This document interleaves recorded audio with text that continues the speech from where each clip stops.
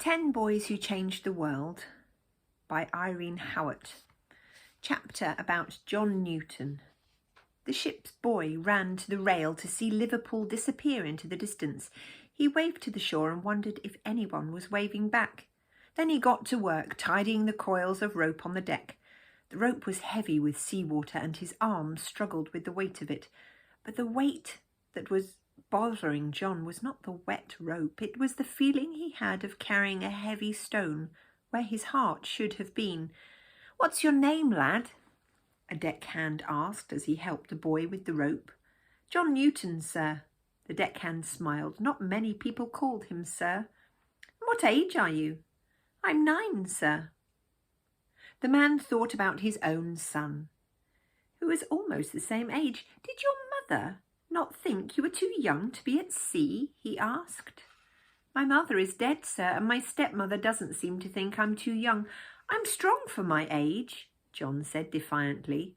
The deckhand looked at the lad. "I can see that," he said. "You're certainly a strong young man. What about your father? Doesn't he mind you being at sea?" "My father is a sea captain, sir." And there was no arguing with that.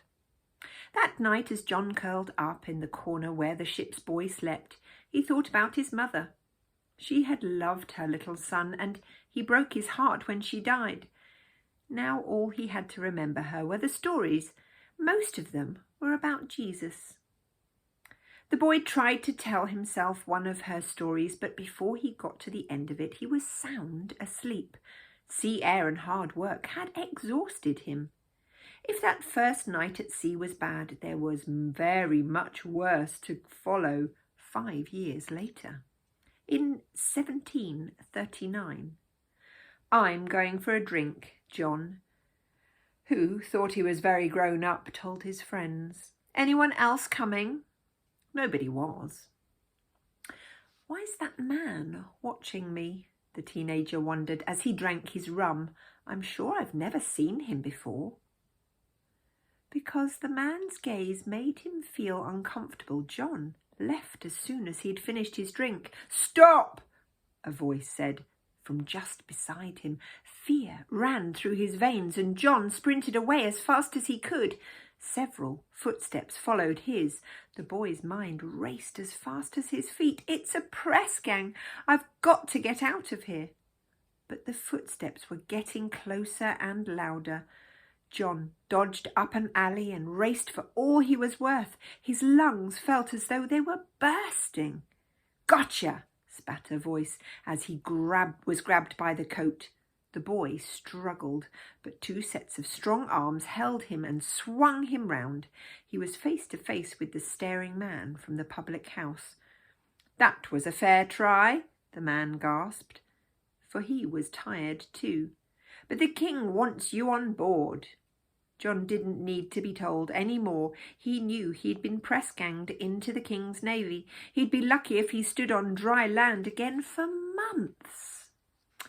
Although John Newton knew he couldn't do a thing about it, he didn't go willingly. He was half dragged, half carried to the man-of-war, where he was held tightly while the hatch was opened.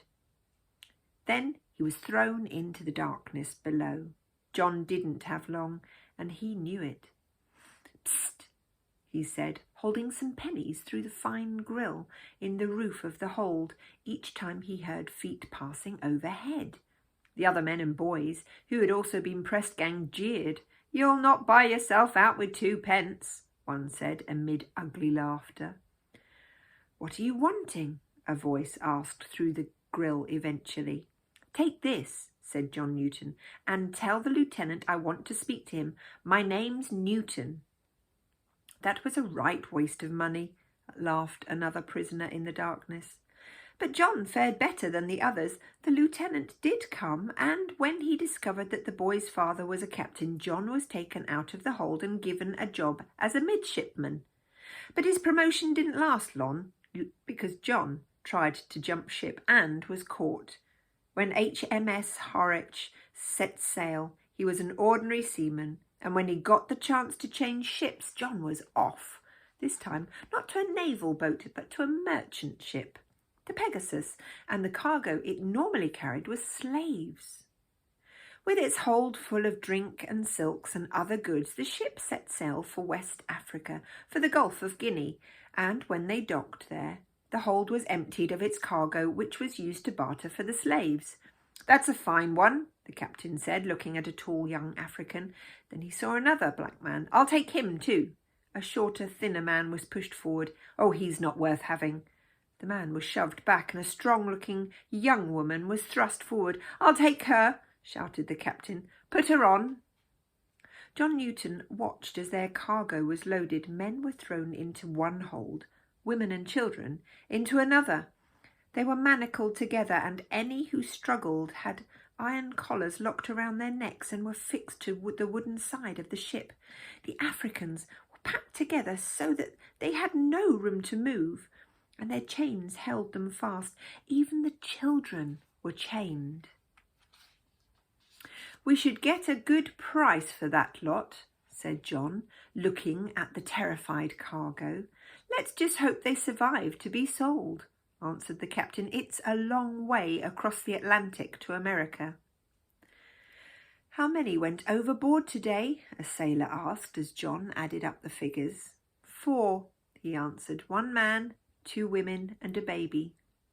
"All dead of fever?" inquired the sailor. "Not the baby. Its screaming got on the captain's nerves." And the ship ploughed on through a stormy sea. The foul air in the hold was choking, and the movement of the ship turned the Africans in each hold into one lump of terrified and miserable humanity. Those who survived were sold as slaves in America, and their lives were no better than they were on board the ship. The longest a slave lived in the lime fields, even a young, strong man, was just 9 years. The captain of the Pegasus and John Newton became good friends, and they spent a lot of time together, but that didn't please the Captain Island's wife. And when John took ill with fever, she left him starving and without water.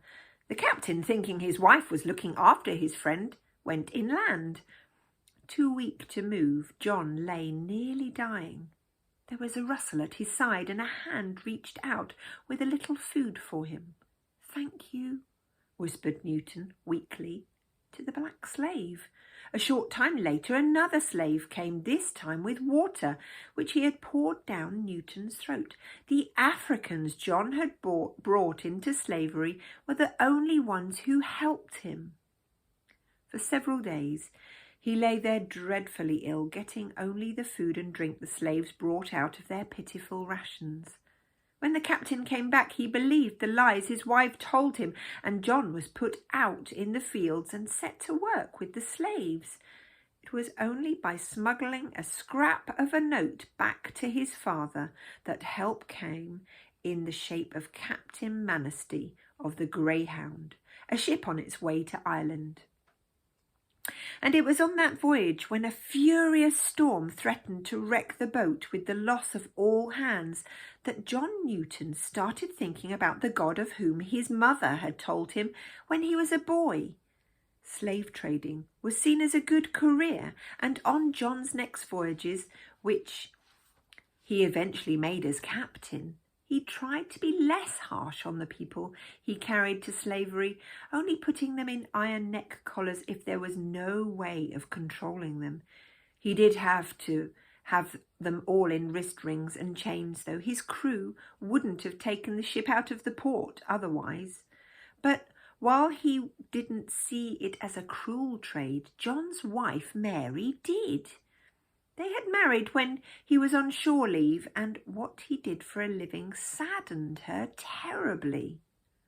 On his final voyage, the horror of it all dawned on John Newton. Suddenly, he saw the slaves as people. He saw the men and brothers and husbands and fathers. Looking at the women, he saw the sisters and wives and mothers. And when he turned his eyes on the young slaves, he saw them for what they were: boys and girls, children. Jesus kept coming into John Newton's mind. Things were happening to him that he wanted to understand but didn't, and he longed for the day he'd be home and able to talk them over with his wife. It's no good.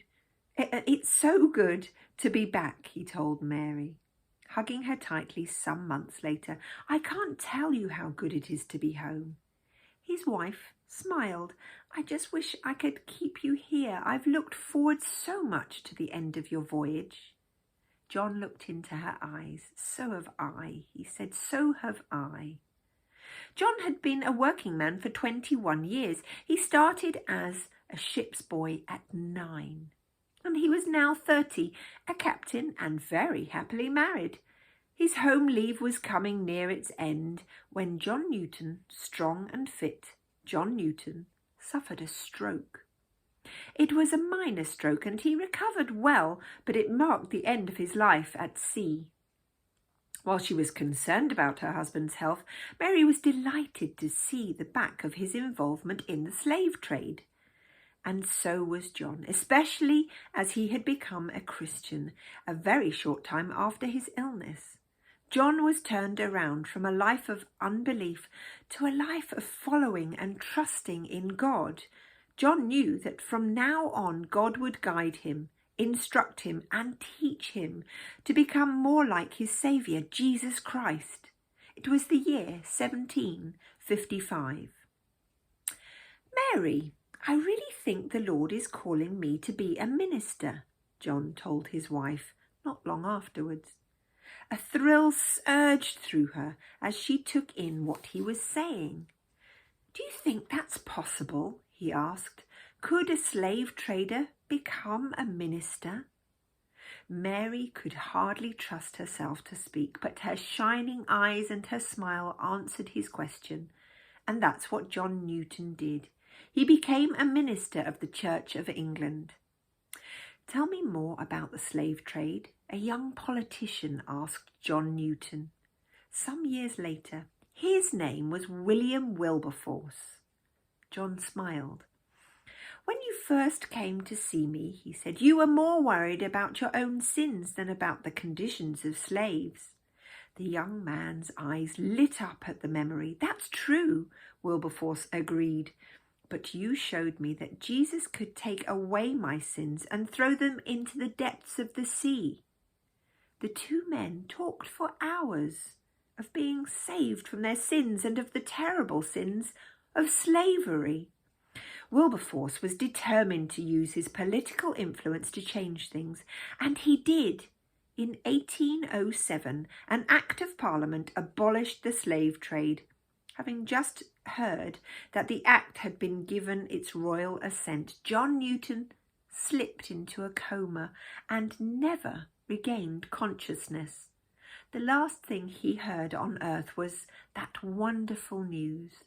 The next thing he heard was God's voice welcoming him home to heaven.